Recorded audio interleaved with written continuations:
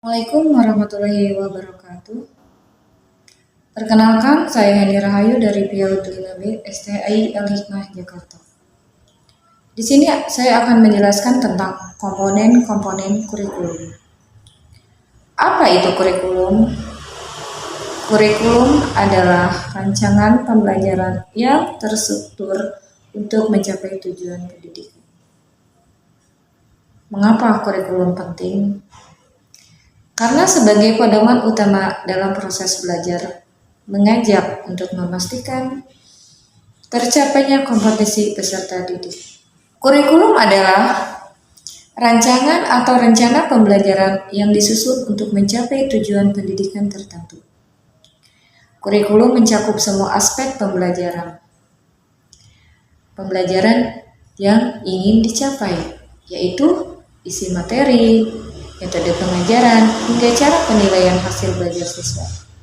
Secara umum, kurikulum menjadi pedoman bagi pendidik dan lembaga pendidikan dalam menyelenggarakan proses belajar mengajar. Apa sih fungsi kurikulum? Yaitu yang pertama sebagai pedoman pembelajaran, memberikan arahan kepada guru dalam merancang dan melaksanakan pembelajaran. Kedua, yaitu sebagai alat untuk mengembangkan potensi siswa. Kurikulum dirancang agar sesuai dengan kebutuhan dan potensi siswa sehingga mereka dapat berkembang secara maksimal. Selanjutnya yaitu sebagai acuan penilaian, menjadi tolak ukur keberhasilan dan efektivitas pembelajaran. Dan selanjutnya yaitu sebagai instrumen kebijakan pendidikan, yaitu kurikulum mencerminkan kebijakan nasional atau lokal terkait pendidikan, termasuk nilai-nilai yang ingin ditanamkan dalam masyarakat. Kita akan membahas tentang komponen utama kurikulum. Ada apa saja? Pertama yaitu tujuan pendidikan. Kedua, ada isi materi atau pembelajaran. Ketiga, strategi dan metode. Yang keempat, yaitu organisasi kurikulum. Dan yang kelima adalah evaluasi pendidikan.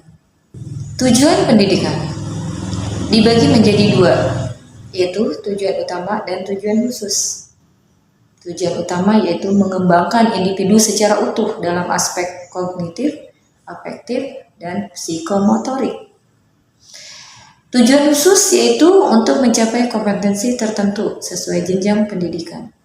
Isi atau materi pembelajaran yaitu sebagai karakteristik materi relevan dengan kebutuhan peserta didik, harus disusun berdasarkan perkembangan teknologi dan sains. Contohnya apa? Kompetensi dasar dan kompetensi inti. Kompetensi dasar yaitu pemahaman konsep pecahan. Selanjutnya itu kompetensi inti sebagai kemampuan analisis data statistik. Strategi dan metode pembelajaran yaitu ada 3: pembelajaran aktif, pembelajaran kolaboratif, dan pembelajaran inovatif. Pembelajaran aktif yaitu melibatkan peserta didik secara langsung dalam proses belajar. Kemudian pembelajaran kolaboratif yaitu mendorong kerjasama dan interaksi antar peserta didik. Dan selanjutnya yaitu pembelajaran inovatif, menggunakan teknologi atau alat bantu pembelajaran seperti media. Selanjutnya yaitu tentang organisasi kurikulum. Organisasi kurikulum dibagi menjadi dua, yaitu horizontal dan vertikal. Horizontal mengintegrasikan berbagai mata pembelajaran pada satu tingkat pendidikan. Vertikal yaitu memastikan kesinambungan materi dan jenjang pendidikan awal ke jenjang berikutnya. Ada evaluasi pendidikan, yaitu satu fungsinya apa? Sebagai diagnostik yaitu mengidentifikasi kelemahan dan kekuatan peserta didik. Kedua, sebagai sumatif, yaitu menilai pencapaian akhir setelah proses pembelajaran.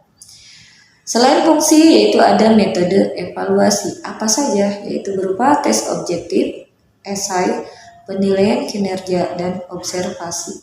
Dari semua komponen kurikulum, maka kita dapat ambil kesimpulan, yaitu komponen kurikulum saling berkaitan dan menjadi pedoman dalam pendidikan. Tujuan, isi, strategi, organisasi, dan evaluasi adalah elemen utama dalam proses kurikulum. Dan kurikulum yang baik membantu mencetak generasi berkualitas.